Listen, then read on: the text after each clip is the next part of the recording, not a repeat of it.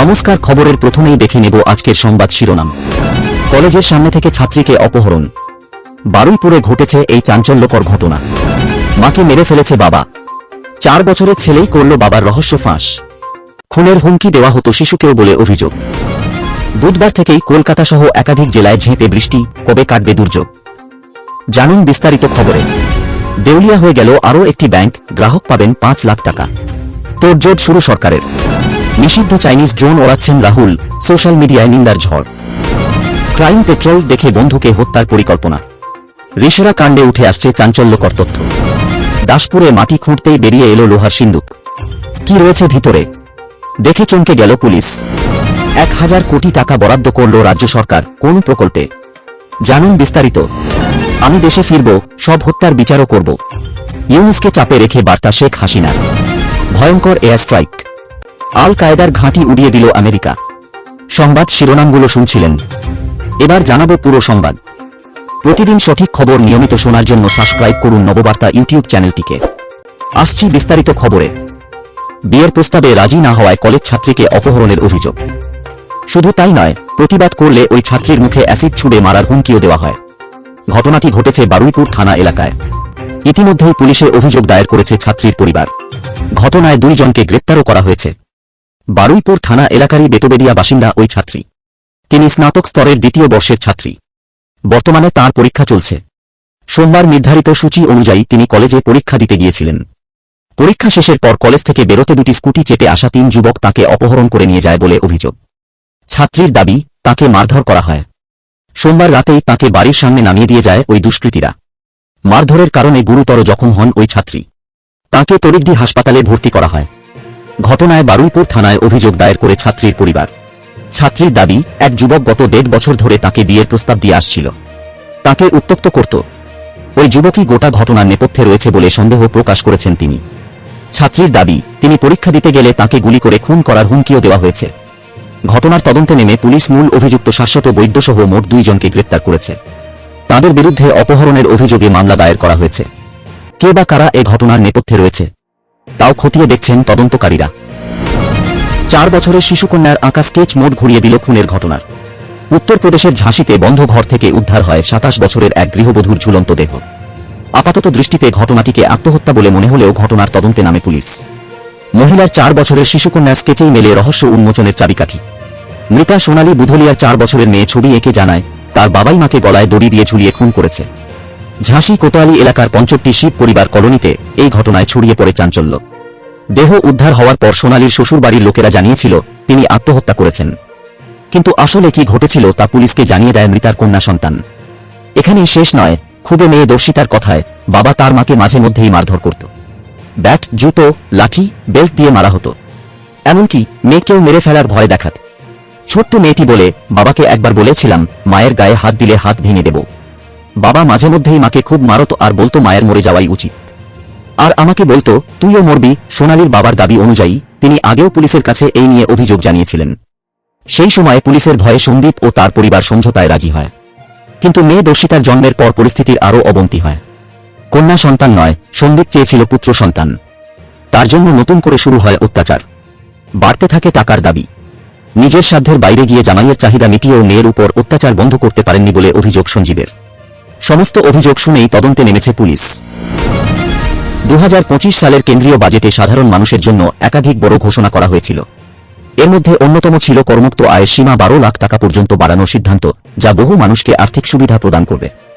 আর এবার কেন্দ্রীয় সরকার ব্যাংক আমানতকারীদের জন্য আরও একটি বড় স্বস্তির পদক্ষেপ নিতে চলেছে। শিগগিরই সরকার ব্যাংকে রাখা টাকার ওপর বীমা কভার বাড়ানোর পরিকল্পনা করছে। বীমা কভার বাড়ানোর চিন্তাভাবনা। বর্তমানে যদি কোনো ব্যাংক দেউলিয়া হয়, তবে অ্যাকাউন্টধারীরা সর্বোচ্চ 5 লাখ টাকা পর্যন্ত বীমার আওতায় ফেরত পান, যদিও তাদের অ্যাকাউন্টে এর চেয়েও বেশি টাকা জমা থাকে। কিন্তু এই সীমা বাড়ানোর বিষয়ে কেন্দ্রীয় সরকার সক্রিয়ভাবে কাজ করছে। অর্থ মন্ত্রণালয়ের পক্ষ থেকে জানানো হয়েছে, প্রস্তাবটি চূড়ান্ত অনুমোদন পেলেই সরকারি বিজ্ঞপ্তি জারি করা হবে। অর্থ মন্ত্রণালয়ের আর্থিক পরিষেবা সচিব এন নাগারাজু জানিয়েছেন, সরকার এ ব্যাপারে আন্তরিকভাবে চিন্তাভাবনা করছে এবং শীঘ্রই এ বিষয়ে আনুষ্ঠানিক ঘোষণা করা হবে। বিতর্কে কংগ্রেস সাংসদ রাহুল গান্ধী। সোশ্যাল মিডিয়ায় কটাক্ষের শিকার লোকসভার বিরোধী দলনেতা। সোশ্যাল মিডিয়াতে একটি ছবি দিয়েছিলেন রাহুল। তাতে দেখা গিয়েছিল যে তিনি নিষিদ্ধ চাইনিজ ড্রোন ওড়াচ্ছেন। সেই সঙ্গেই ফাঁকা বুলি না দিয়ে দেশে ড্রোন তৈরি করার মতন একটি শক্তিশালী উৎপাদনের ভিত্তি থাকা দরকার বলে পরামর্শ দেন রাহুল। তার এই পরামর্শে প্রশংসার বদলে জুটেছে কটাক্ষ। রবিবার ড্রোন ওড়ানোর ভিডিও সোশ্যাল মিডিয়ায় দিয়েছিলেন রাহুল। এক্সে দেওয়া 9 মিনিট 15 সেকেন্ডের ওই ভিডিওতে দেখা গিয়েছে একটি ড্রোন ওড়াচ্ছেন প্রাক্তন কংগ্রেস সভাপতি। সেখানে তিনি বলেন, ড্রোন শুধুমাত্র একটা টেকনোলজি নয়, এটা হচ্ছে একটি শক্তিশালী শিল্প ব্যবস্থা দ্বারা উৎপাদিত বটম আপ উদ্ভাবন। দুর্ভাগ্য যে প্রধানমন্ত্রী নরেন্দ্র মোদী তা বুঝতে ব্যর্থ হয়েছেন। তিনি যখন এআই নিয়ে টেলিপ্রম্পটারে ভাষণ দেন, তখন আমাদের প্রতিদ্বন্দ্বীরা আরও নতুন টেকনোলজি আয়ত্ত করছে। ভারতের কোনো ফাঁকা আওয়াজ নয়, উৎপাদনের জন্য একটা শক্তিশালী ভিত্তি থাকা উচিত। দর্শকদের মনে অপরাধমূলক সিনেমা সিরিজের প্রভাব কতটা মারাত্মক তা নিয়ে বিতর্কের শেষ নেই। ঋষারার খুনের ঘটনায় অভিযুক্ত যুবকের মন বিষিয়ে তুলেছিল সেরকমই একটি টেলি সিরিজ। ক্রাইম পেট্রোল নামক টেলি সিরিজ দেখে অপরাধ প্রবণতা তৈরি হয় সুজল সাউয়ের মনে। পুলিশি তদন্তে উঠে আসছে সেরকমই তথ্য। ক্রোধের সামনে ঠুনকো হয়ে যায় বন্ধুত্ব। ধারালো অস্ত্র দিয়ে বন্ধু অভিষেক পাসওয়ানকে ক্ষতবিক্ষত করতে হাতে কাঁপেনি সুজলের। ধৃত সুজলকে নিয়ে সোমবার এই ঘটনার পুনর্নির্মাণ করতে গিয়ে উদ্ধার হয় খুনে ব্যবহৃত সেই অস্ত্র। ঘটনার তারিখ চলতি বছরের 14 জানুয়ারি। সন্ধ্যায় কাজ সেরে বাড়ি ফিরছিলেন অভিষেক। বাড়ির ঠিক কাছেই পিছন থেকে আক্রমণ করে সুজল। পিঠে একের পর এক ধারালো অস্ত্রের কোপ দেয়। রক্তাক্ত অবস্থায় মাটিতে লুটিয়ে পড়ে অভিষেক। ঘটনার দিন থেকেই পলাতক ছিল সুজল। গা ঢাকা দেওয়ার কৌশলও কি শিখে নিয়েছিল ওই টেলি সিরিজ দেখে। এক পুলিশ আধিকারিক বলেন, ওকে জিজ্ঞাসাবাদ করে জানা গিয়েছে ওই টেলি সিরিজ দেখত নিয়মিত। সেটা দেখেই খুনের পরিকল্পনা করেছিল। সোমবার দুপুরে সুজলকে ঘটনাস্থলে নিয়ে যায় পুলিশ। সুজলের দেখানো পথে গিয়েই স্থানীয় একটি পুকুরের ধার থেকে উদ্ধার হয় ভোজালি। গ্রেপ্তারের পর শ্রীরামপুর মহকুমা আদালতে পেশ করা হলে অভিযুক্তকে 7 দিনের পুলিশ হেফাজতের নির্দেশ দেয় আদালত। নিজেদের হেফাজতে পাওয়ার পর জিজ্ঞাসাবাদ করে রোমহর্ষক খুনের ঘটনার বিভিন্ন তথ্য হাতে পেয়েছে পুলিশ। মৃত অভিষেকের দিদি সবিতা এদিন বলেন, আমার ভাই খুব ভালো ছিল। রেশন দোকানে কাজ করত, আবার কলেজে পড়ত। আমার একটাই ভাই ছিল। যে মেরেছে তার ফাঁসি চাই। বাড়ির ভিত তৈরির জন্য মাটি খুঁড়তেই শাবল আটকে যায় লোহার বাক্সে। কর্মীরাই চিৎকার করে ওঠেন, সিন্দুক সিন্দুক। এলাকাবাসীদের অনেকেই তখন তাদের চিন্তাভাবনায় কাকাবাবু ও সিন্দুক রহস্য পর্যন্ত পৌঁছে গিয়েছেন। শেষমেশ সিন্দুক থেকে মিলল। ঘটনাটি পশ্চিম মেদিনীপুর জেলার দাসপুর থানার গোপীগঞ্জ এলাকার। সেখানে মাটির নিচ থেকে উদ্ধার হয় কয়েকশো বছরের প্রাচীন লোহার সিন্দুক। ঘটনায় শোরগোল পড়ে যায়। রবিবার দাসপুর 2 ব্লকের গোপীগঞ্জ এলাকার বাসিন্দা মহাদেব সামন্ত নতুন বাড়ি তৈরি করার জন্য মাটি খুঁড়তে শ্রমিক লাগিয়েছিলেন। সেই সময়ই এই সিন্দুক উদ্ধার হয়। লোহার এই বাক্সে কি রয়েছে তা জানার জন্য ভিড় করেছিলেন উৎসাহীরা। সোমবার দুপুরে মহকুমা পুলিশের এক আধিকারিক বলেন, গতকাল সিন্দুকটি উদ্ধার হয়েছিল। আমরা খোঁজ নিয়েছিলাম।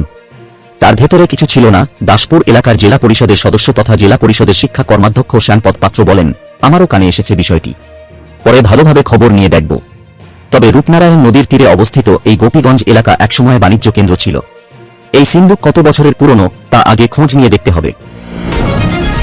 প্রধানমন্ত্রী গ্রাম সড়ক যোজনা প্রকল্পে কেন্দ্রীয় বরাদ্দের তোয়াক্কা না করে নিজের বলেই কোটি কোটি টাকা খরচ করে পথশ্রী প্রকল্প চালু করেছে রাজ্য সরকার। রাজ্যের কোষাগারই টানছে সেই প্রকল্প। এদিকে বাংলায় কেন্দ্রীয় সরকার যে রাস্তা তৈরি করেছে শেষবেরও এখন বেহাল দশা। এবার সেসব রাস্তার প্রাণ ফেরাতে 1000 কোটি টাকা বরাদ্দ করলেন মুখ্যমন্ত্রী। সূত্রের খবর, কেন্দ্রের প্রকল্পের আওতায় তৈরি রাস্তা রক্ষণাবেক্ষণের খাতে গত বছর শেষের দিকে রাজ্যকে কিছু টাকা দেওয়ার অনুমোদন দিয়েছে কেন্দ্র সরকার। তবে এখনও প্রায় 1100 কোটি টাকা দিল্লি আটকে রেখেছে, রাজ্য পায়নি বলে জানা গিয়েছে। গোটা বিষয়ে পঞ্চায়েত মন্ত্রী প্রদীপ মজুমদার জানান, কোনো কিছু ছাড়াই শুধুমাত্র রাজনৈতিক কারণে একাধিক প্রকল্পের টাকা আটকে রেখেছে কেন্দ্রীয় সরকার। মন্ত্রী বলেন, আবাসের মতো রাজ্য নিজেই কয়েক হাজার কোটি টাকা দিয়ে গ্রামীণ রাস্তাও তৈরি করেছে। এবার কেন্দ্রের তৈরি রাস্তা রক্ষণাবেক্ষণেও বাড়তি অর্থ বরাদ্দ করা হয়েছে। উল্লেখ্য, 2025-26 রাজ্য বাজেটে এই খাতে বিপুল পরিমাণ টাকা বরাদ্দ করেছে মমতা সরকার। অগস্ট মাসে ছাত্র আন্দোলনের জোয়ারে গদিচ্যুত হন বাংলাদেশের প্রাক্তন প্রধানমন্ত্রী শেখ হাসিনা। গণঅভ্যুত্থানের নামে চলে নারকীয় ঘটনা। খুনিদের শাস্তি দিতে ফের বাংলাদেশে ফিরবেন তিনি। ওপাট বাংলার মানুষদের উদ্দেশ্যে সেই বার্তাই দিয়ে রাখলেন দেশত্যাগী শেখ হাসিনা। আওয়ামী লীগের জন্য অনুকূল পরিস্থিতি তৈরি হলেই বাংলাদেশে ফিরতে চান তিনি। সোমবার রাতে বাংলাদেশবাসীর উদ্দেশ্যে ভার্চুয়াল বার্তা দেন মুজিব কন্যা। আওয়ামী লীগের সোশ্যাল মিডিয়া পেজ থেকে সরাসরি হাসিনার বক্তৃতা সম্প্রচার করা হয়। বক্তব্য শেষে কয়েকজন সাধারণ মহিলার সঙ্গেও কথা বলেন তিনি। আওয়ামী লীগের দাবি, ওই মহিলারা আর কেউ নন, তারা জুলাই আন্দোলনে আক্রান্ত পুলিশ কর্মীদের পরিবারের সদস্য। আলাপচারিতার সময় এক পুলিশ কর্মীর বিধবা স্ত্রী হাসিনাকে বলেন, আমার স্বামী কিছুই রেখে যাননি, ঘরে সন্তান রয়েছে, আপনি আমাদের সাহায্য করুন। তাকে সাহায্য করার আশ্বাস দেন হাসিনা। প্রাক্তন প্রধানমন্ত্রী বলেন, ইনশাআল্লাহ আমি ফিরব এবং সব হত্যার বিচারও আমি একদিন করব। মোহাম্মদ ইউনূসের শাসনকালে বাংলাদেশ জুড়ে সন্ত্রাসের আগুন জ্বলছে। সংখ্যালঘু হিন্দুদের উপর লাগাতার অত্যাচার চলছে। অতীত ইতিহাস মুছতে বেপরোয়া উদ্যোগ ও সেই সঙ্গে পাকিস্তান প্রেম বাংলাদেশিদের মনে উপদেষ্টা সরকারের ভূমিকা নিয়ে প্রশ্ন উঠেছে। এই সংকটজনক পরিস্থিতিতে সোশ্যাল মিডিয়ায় হাসিনার বার্তা নিশ্চিতভাবেই তাৎপর্যপূর্ণ। সিরিয়ায় এবার ভয়ঙ্কর এয়ার স্ট্রাইক চালাল আমেরিকা। আল কায়েদার জঙ্গি ঘাঁটি লক্ষ্য করেই এই বিমান হামলা চালিয়েছে মার্কিন বায়ুসেনা। মার্কিন প্রেসিডেন্ট ডোনাল্ড ট্রাম্প নিজেই এক্স পোস্টে এই তথ্য শেয়ার করেছেন। তিনি লিখেছেন, এই হামলা সিরিয়ায় সক্রিয় জঙ্গি সংগঠনগুলির বিরুদ্ধে আমেরিকার চলমান অভিযানের অংশ। সিরিয়ায় বিমান হামলায় নিহত হয়েছে আল কায়েদার শীর্ষ কমান্ডার। মার্কিন সামরিক বাহিনী হামলার বিষয়ে কোনো অতিরিক্ত তথ্য প্রদান করেনি। এবার নজর রাখব আজকের আবহাওয়ার খবরে। বিয়ের মরশুমে বৃষ্টির পূর্বাভাস, বুধবার থেকেই ধুলোবদল আবহাওয়ার। কলকাতা সহ দক্ষিণবঙ্গের একাধিক জেলায় রয়েছে বৃষ্টিপাতের সম্ভাবনা, এমনটাই জানাচ্ছে আলিপুর আবহাওয়া দপ্তর। বৃহস্পতিবার বৃষ্টির পরিমাণ বাড়তে পারে। সপ্তাহ জুড়েই দক্ষিণবঙ্গের জেলাগুলিতে রয়েছে বৃষ্টির পূর্বাভাস। কবে থামবে বৃষ্টি? আলিপুর আবহাওয়া দপ্তর সূত্রে খবর, রবিবার পর্যন্ত দুর্যোগ চলতে পারে জেলায় জেলায়। সোমবার থেকে ফের বদলাতে পারে আবহাওয়া। এদিকে পূর্বাভাস মতোই কলকাতার তাপমাত্রা বেড়েছে। শীতের আমেজও গায়েব। মঙ্গলবার ভোরে কলকাতার সর্বনিম্ন তাপমাত্রা ছিল 23.6 ডিগ্রি সেলসিয়াস, যা স্বাভাবিকের থেকে 4.9 ডিগ্রি সেলসিয়াস বেশি। নতুন করে কলকাতায় আর তাপমাত্রা কমার কোনো পূর্বাভাস নেই। বুধবার থেকেই বৃষ্টি শুরু হবে দক্ষিণবঙ্গের একাধিক জেলায়। এদিন ভিজতে পারে কলকাতা, হাওড়া, হুগলি, উত্তর ও দক্ষিণ 24 পরগনা এবং বাঁকুড়া। বৃহস্পতিবার বৃষ্টিপাতের সম্ভাবনা রয়েছে কলকাতা সহ দক্ষিণবঙ্গের সব জেলায়। এদিন বৃষ্টির পরিমাণ এবং ব্যাপকতা বাড়তে পারে। শুক্রবার বজ্রবিদ্যুৎ সহ বৃষ্টিপাত হতে পারে পূর্ব মেদিনীপুর, উত্তর ও দক্ষিণ 24 পরগনা জেলায়। শনি এবং রবিবার দক্ষিণবঙ্গের সমস্ত জেলায় বৃষ্টিপাতের পূর্বাভাস রয়েছে। পরবর্তী সংবাদ দেখার আমন্ত্রণ জানিয়ে এখনকার মতো শেষ করছি। ধন্যবাদ সবাইকে।